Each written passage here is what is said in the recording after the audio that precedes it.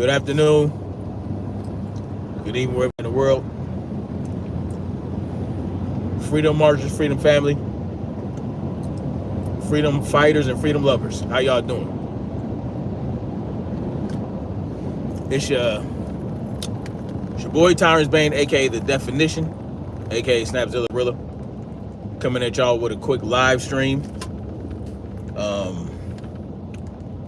I'm so annoyed, man.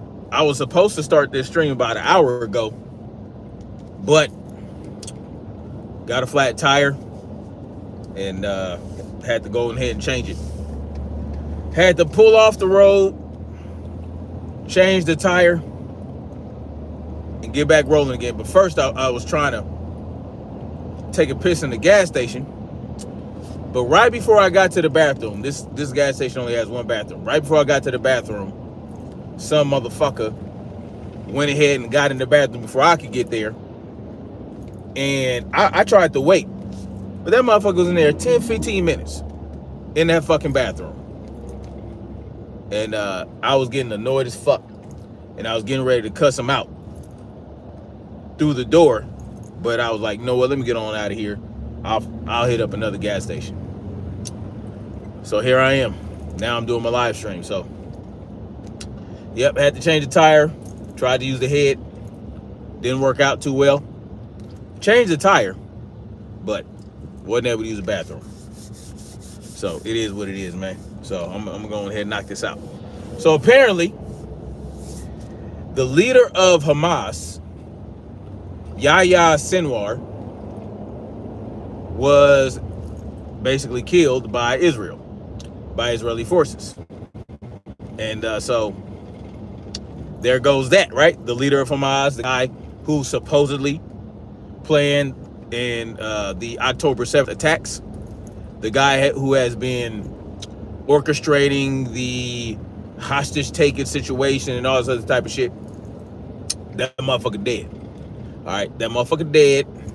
So my question is, can we stop sending our money to fuck Israel? Now that we have killed now that Israel has killed the Hamas leader, can we go ahead and stop sending our money over there? No, we cannot. No, we cannot. Why? Well, because Israel decided to escalate the situation and started attacking Lebanon and all this other type of shit under the auspices of, Iran helping carry out these attacks. So now we're basically going to be heading headlong into a war with Iran. Probably soon. Like I told you guys the other day, we sent an air defense anti-missile system over there with 100 U.S. troops. So we have already stepped in it. All right, we have already stepped in it. Now that the tensions are increasing between Iran and Israel, we now have to send more shit over there. We now have to send more troops. So I don't think that is going to stop anything. This whole death of Yahya Simwar, right? Or whatever the fuck his name is. Whatever scapegoat they're using to foment war. Because that's what they're doing, right? That's what they're doing. So, yeah. And because we are at Israel's beck and call, we are going to continue to fund their war. We're going to continue to fund their campaign of genocide. And this is what it is. And understand, this is white on white crime, y'all. They talk all the time about black on black crime. But right now, what we're witnessing between Israel and Hamas and Israel and, Iran, Israel and Lebanon, this is white on white crime. Make no mistake, Arabs are white. Yeah, they're white Asians. Or however you want to look at it, they're white. So, we are indeed going to be aiding and abetting in white on white crime over there in motherfucking Middle East. Kamir Fields was good. Welcome. Just talking about how our extortion dollars are being are going to continue to be sent over to Israel so that they can continue their campaign of genocide. So that's what's going on there, right? Here's the problem. Here's the problem. The problem is that the bankers need wars. All right? The bankers need conflicts. And who are the bankers? Y'all know who the bankers are. The bankers of the United States, right? The bankers that pull the purse strings, that control the purse strings of the corporation known as the United States of America. Because understand that the United States is a corporation. It's not so much a country as it is a corporation. And they need these wars to continue their bullshit, right? They need these wars and they need to aid. You see, it's very convenient right now for the United States to have this level of involvement with Israel in these wars, in this campaign, right? And Ukraine as well. More white on white crime, by the way. Ukraine versus Russia. More white on white crime. Yeah. But no one wants to talk about that. It's always about black on black crime. But you know, what are you going to do, right? What are you going to do? That is sanctioned white on white crime. So when it's sanctioned white on white crime, that's all okay. But you know, whatever, right? So Ukraine and Russia, Israel and Hamas, and now it's going to be Israel and Lebanon. Well, it is already Israel and Lebanon, and then that's going to go a step further to direct hot war between Israel and Iran. Mark my words. Mark my words. While we're over here concerned about bullshit promises by Kamala Harris towards black people, black men, they're going to be dragging us into a war before we know it. They're going to be dragging us into a war because I can tell you this. If Iran directly attacks Israel, if there are any direct attacks from Iran to Israel, we are going to have no choice but to get involved. They're not going to allow Israel to be attacked by any other. It's not like the Ukraine, right? Russia was able to invade Ukraine and all this, that, and the third, and we sent weapons and money and all that shit over there. But if something like that were to happen from Iran, like if Iran were to decide to invade Israel, best believe we gonna be there with bells on. You understand what I'm talking about? Our troops are going to be over there, right? U.S. troops. I mean, we already got 100 motherfuckers over there, right? We already got 100 people over there operating this thermal high altitude air defense system. Millions of dollars worth of equipment that we sent to Israel, that we've sent there before, but only this time we're sending 100 troops.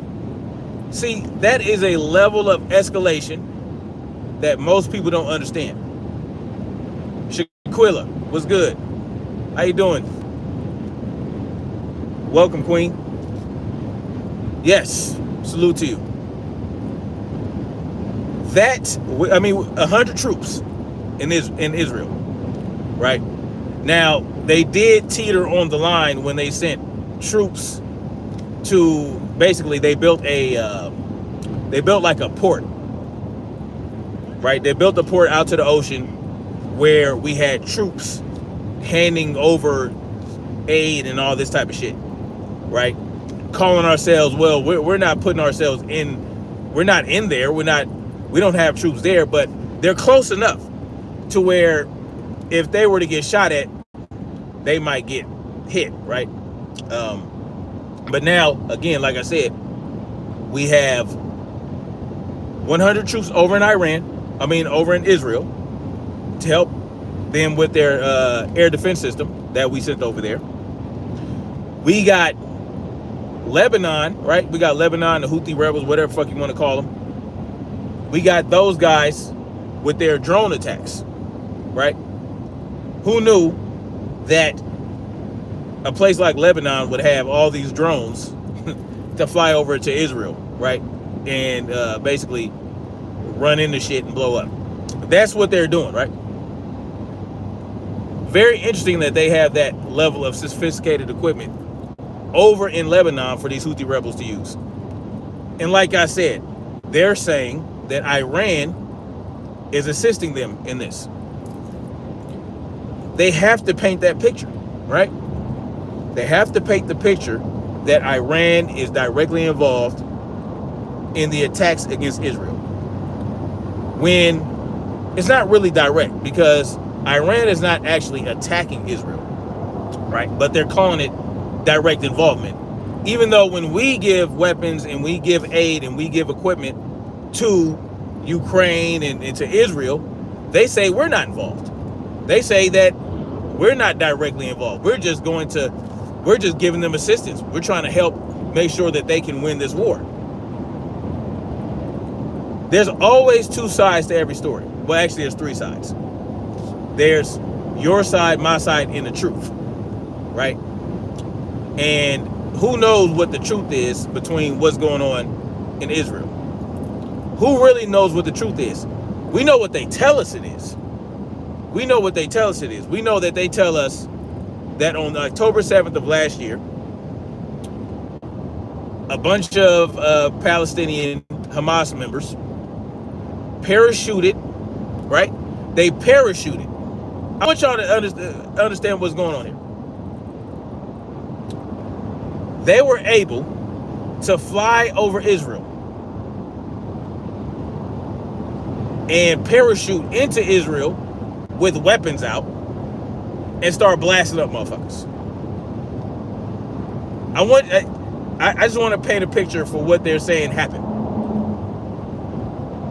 They were able to parachute in, right? They were able to parachute in, and not only that, once they landed, they were able to kill a bunch of people and kidnap 250 motherfuckers and take them back into Palestine.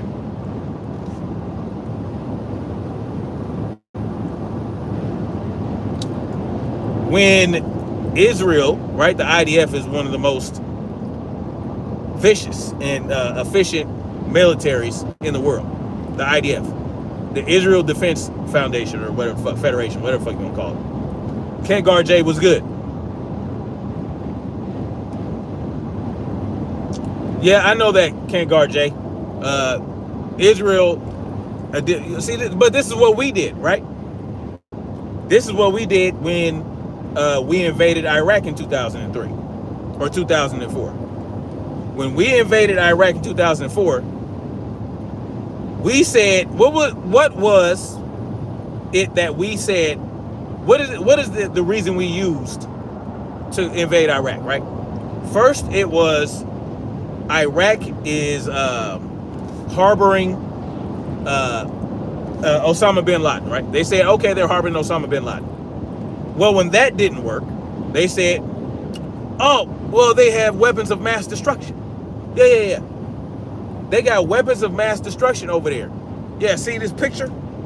That's when Colin Powell showed y'all pictures of what was supposed to be an underground facility that had weapons of mass destruction in it. And when that didn't really get the ball rolling, right? When we found out that that was bullshit, right? Because he came out and eventually told us that was a lie, right? They told us it was a lie. They told us that they lied about weapons of mass destruction. The government that we continue to trust and put our faith in and vote and give our consent to be governed by told us they fucking lied. Yeah. That's what had happened. See, what had happened was, that's what happened. So then what did it become? What was the operation called when we went and invaded Iraq? What was it actually called? You guys remember? What ended up becoming the reason we invaded Iraq? What was it they said? What is it? What was it they said? What was it? What was it? It was Operation Iraqi Freedom. Yeah. Iraqi freedom. What is this? Oh, now we're invading Iraq to spread democracy. That's what it ended up becoming. Yeah, it went from harboring Osama bin Laden to weapons of mass destruction to oh yeah, we want to free us some Iraqis. Yeah, we need to spread some democracy over there. Yeah, that's exactly what happened. We went to spread democracy. And by the way, we got to make sure those oil fields, we get control of them. Yeah, those oil fields over there, just like those poppy fields in Afghanistan, we got to make sure we, yeah. You know where the fentanyl comes from? See, they want to tell y'all China, right? Oh, China with the fentanyl. Oh, okay. Anyway, well, the fentanyl doesn't come from, it does actually, the poppy fields, but you get what I'm saying, right? The opioid crisis. Yeah. Mm-hmm. So it was to free Iraqis from the clutches of Saddam Hussein. That's what it ended up becoming. But we know the truth, right? We know the truth. Halliburton, exactly. Rodman. Mm-hmm. Halliburton. Yep. But who had involvement with Halliburton? Y'all remember? Dick Cheney. Yep. So Dick Cheney was vice president at the time when we invaded Iraq. But, president was George Bush. But we all know George Bush was, he wasn't really running shit. It was Dick Cheney. Dick Cheney was running the show. Dick Cheney told us, what did Dick Cheney tell us? See, I'm trying to help y'all understand something. And this is the reason I brought up the extortion that we suffer every week when we get our paychecks. And every time we go buy something. And every time we buy a house. And every time we live in our own fucking land. Every time we go to do something, we paying a tax for it. We're being extorted. Yeah. What did Dick Cheney come out? Oh yeah, we lost about we lost a few $1 trillion in the Pentagon somewhere. I don't know where that shit is. Yeah. And then what happened? Well, see, this was before. Let me backtrack. I need to rewind. Because they lost that money before 9/11. Yeah, we lost some money in the Pentagon. How you lose money in the Pentagon? What the fuck are you talking about? Well, they lost trillions of dollars in defense funds. Well, where is the headquarters for the Department of Defense? The Pentagon. Yeah. So we were talking about how we lost trillions of dollars. Well, he was actually. What happened then? What happened? Oh, a plane flew into the Pentagon, penetrated multiple concrete walls, right? That it would essentially take a missile of a certain type to penetrate, left perfect holes in these walls. And it just so happened to be on the side of the Pentagon where they keep track of the money. But hey, I'm not a conspiracy. Hey, we ain't gonna do no conspiracy theories today, are we? That's conspiracy theory shit. That's just conspiracy theory shit, right? Yeah. Yep. But see, this is how it rolls, y'all. They have to sell us on some shit. Why did Dick Cheney come out and tell us that? Because I don't know how many of you guys were adults back then. I was when 9/11 happened, I was 21 years old. I was in Korea. On a tour of duty in the U.S. military. I was in Korea when it happened. Korea went on lockdown. Yeah. When 9/11 happened, we went on lockdown. We went on high alert. It was, I forgot what code it was. I forgot the different code numbers. But yeah, I was up there in a fucking tower, in a guard tower for 20 hours. 20 hours in a guard tower, sleep for 4 hours, and then do patrol for 20 hours around the base on a rotation. That's how we all got it cracking. Yeah. because we were worried that North Korea might actually take advantage of the chaos and send some missiles down our way. We wouldn't have survived it. I'm gonna tell y'all that right now. North Korea has missiles pointed at South Korea, but most of those missiles are designated to hit U.S. military bases. See, the Rock Army has their own bases, and we have our own bases. Now, they give us, they have their Rock Army soldiers, a few of them.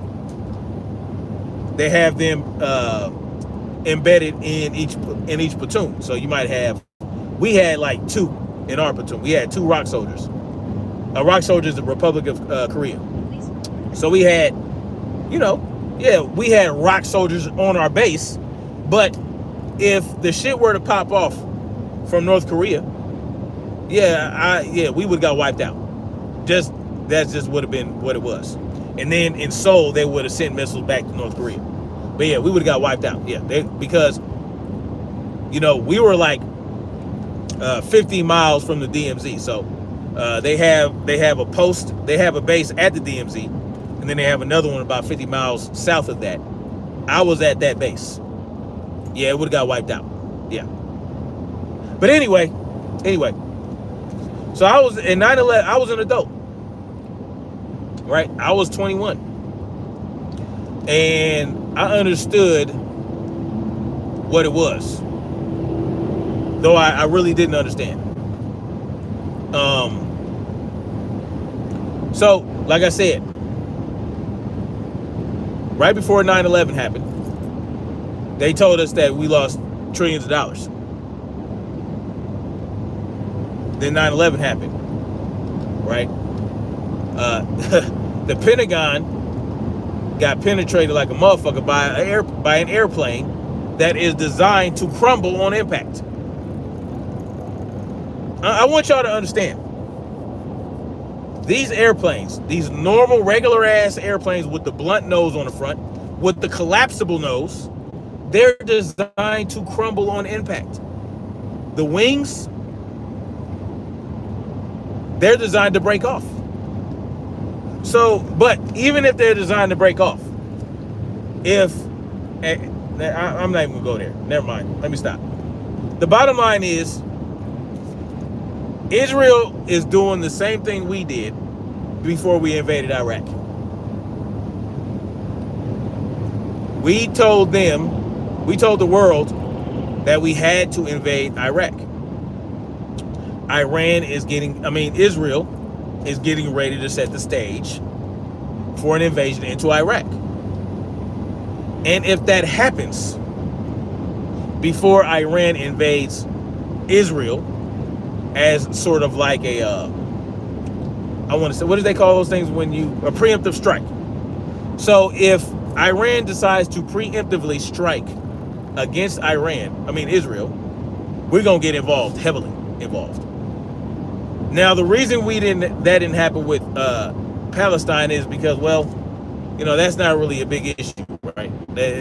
Palestine, they're nothing compared to the forces of Iran, right? We couldn't just automatically go in there when Palestine or when Hamas attacked, because it would look like we're desperate to enter into another war. No, it has to build, right? It has to build. They have to build it so that more and more atrocities can occur. They can keep Iran with the Houthi rebels and Iran and Lebanon, but Israel is flattening the shit out of Lebanon. For what purpose? And I still don't understand why the Houthi rebels got involved. I don't even understand why Lebanon got involved in the first place. But here's my theory. It might be what you call a conspiracy theory. Here's my conspiracy theory. Yeah, I'm coming right out and saying it. Israel is trying to expand. Israel is trying to expand. That is what I believe is happening. Israel is not just satisfied with Bethlehem, right? What used to be called Bethlehem. No, right? Which is basically Palestine, right? It's fucking Palestine. But you know, of course, Israel went in there and started taking over. Y'all should know the history. But I think Israel is trying to expand. They're trying to expand. They want to expand their land. They want to expand their influence, to expand just in general, because hell, why not? I mean, we have the United States backing us. They're going to continue to give us weapons. All we got to do is tell them, yo, Iran is helping Lebanon attack us. Yeah, we need to do this. We need to bomb the shit out of fucking Lebanon. Yeah.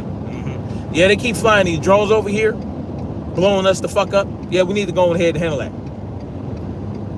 We need to go handle that, because why not? Yeah, Iran is helping. Yeah, we got to make a big stink about it. We got to make it appear as devastating as possible, because it's fucking Iran, right? Iran is a nuclear powerhouse. They're a nuclear capable country, right? And why are they a nuclear capable country? Who removed the sanctions? I forgot. Y'all can tell me that, right? Fighting Hamas is kind of similar to fighting the Taliban. Yeah, it's exactly like that. And don't forget, we helped Al Qaeda and the Taliban. We helped the Taliban. We helped them fight off the Russians, right, back in the 80s. But you know, whatever, man.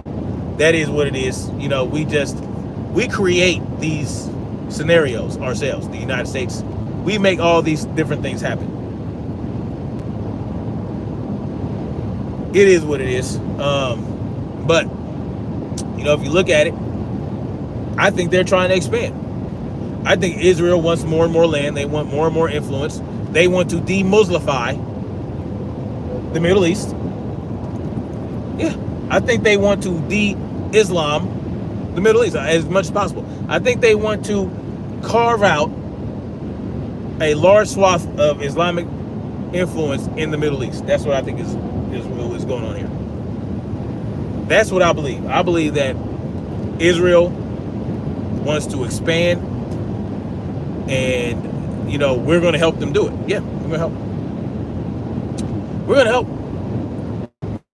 But I just want us to understand that if we get into it with Iran and we end up getting involved in a hot war with Iran because of Israel, you got to understand that Russia and China is highly likely to get involved.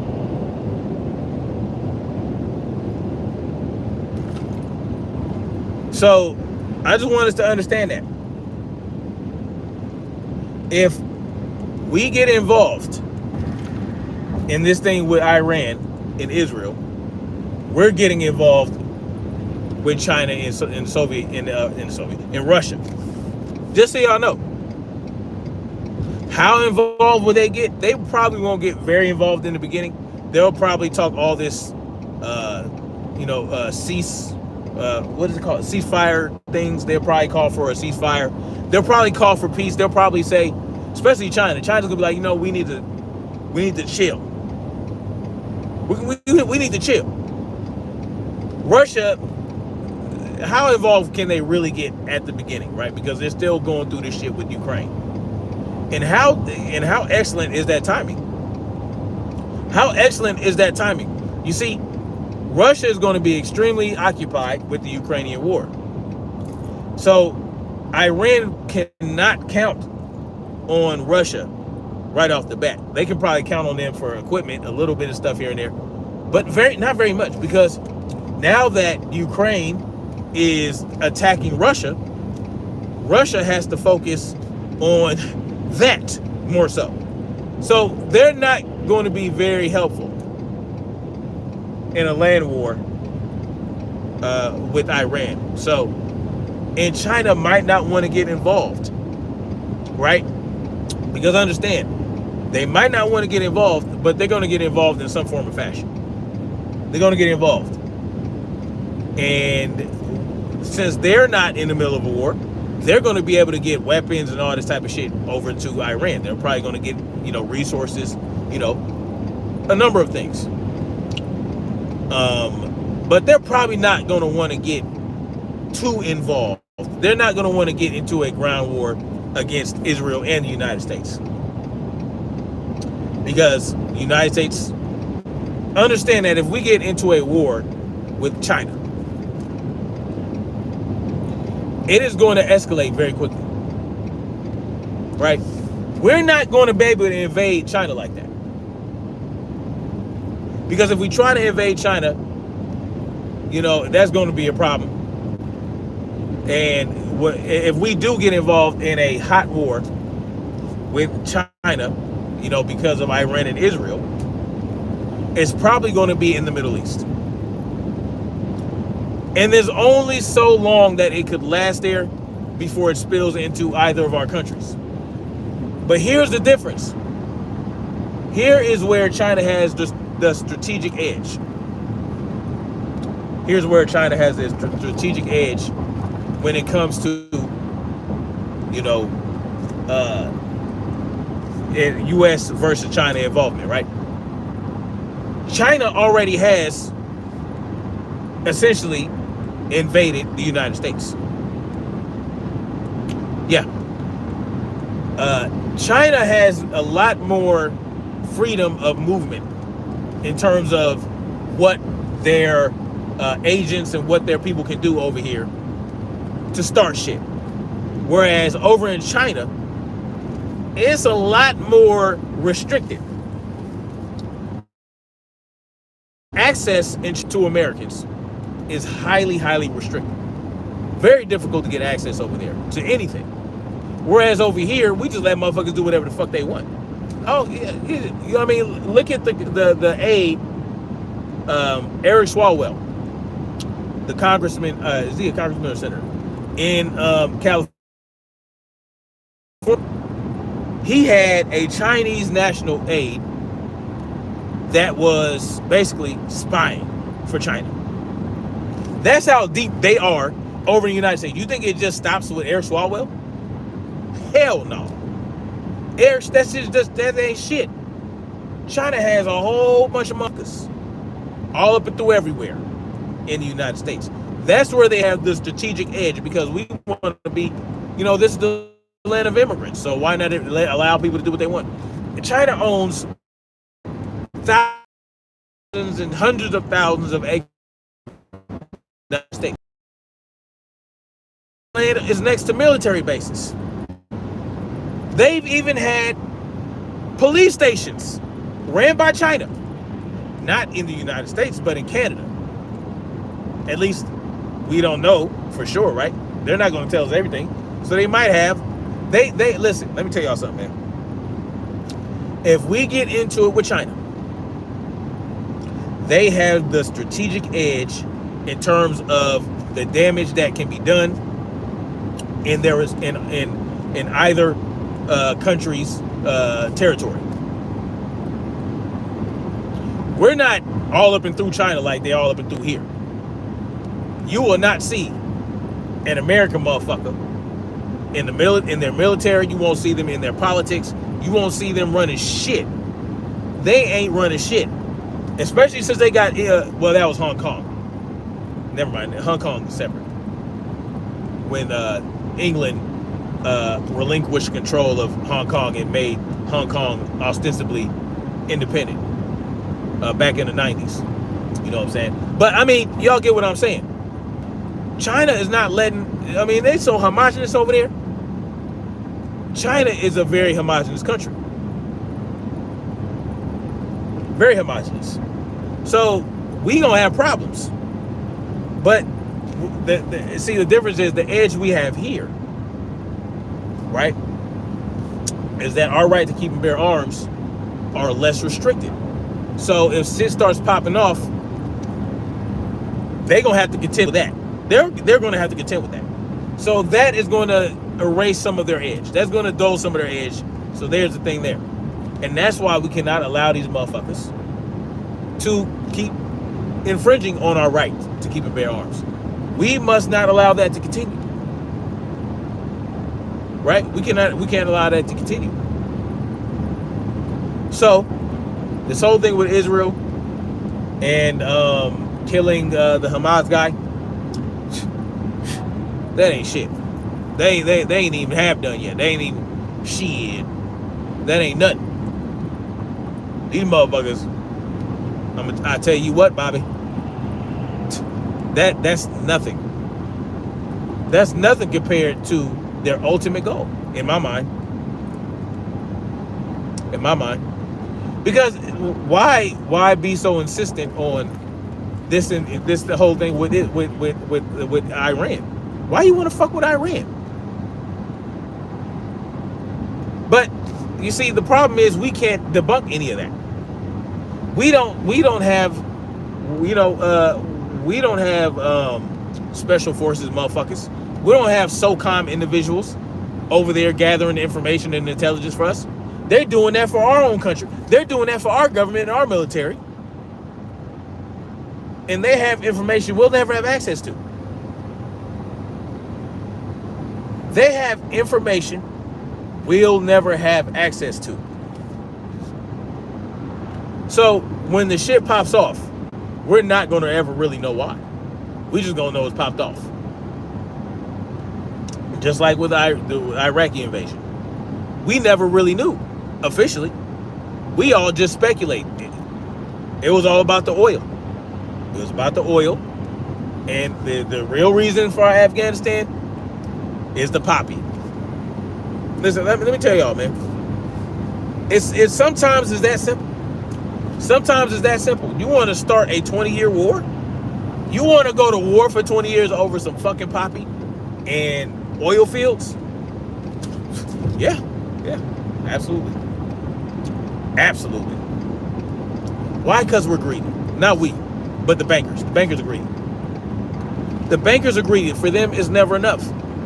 They will always want more.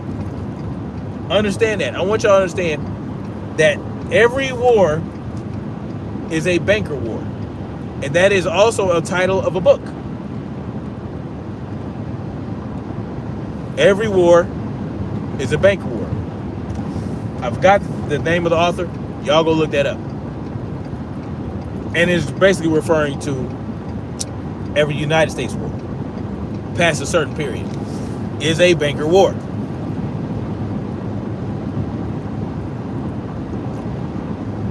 Just think about how much money Halliburton made during the Iraqi war. And think about the devastation and destabilization that occurred from that. From our invasion of Iraq. And so we did a lot of different things, right? We destabilized the Middle East by going after Osama bin Laden, Saddam Hussein, and Muammar Gaddafi. Think about how all that shit, think about the timeline. We destabilized an entire region of the world for banker greed. And that's what it is. So now, this whole thing with Israel, this expansion, well, that's what that's going to be about. But of course, our bankers are going to benefit from our involvement, just like they're benefiting from our involvement with Ukraine versus Russia. But remember, every war is a banker war. And that's all I got for now, y'all. I'll let y'all later. I'll probably get up with y'all tomorrow. I was going to do something about Kamala. All of a sudden want to have a plan for black men. But I'll get into that tomorrow. I'll get into that bullshit tomorrow. Anyway, much love, like, share, subscribe, and let me know what y'all think in the comment section. And until next time, we're going to keep marching forward toward freedom. Peace.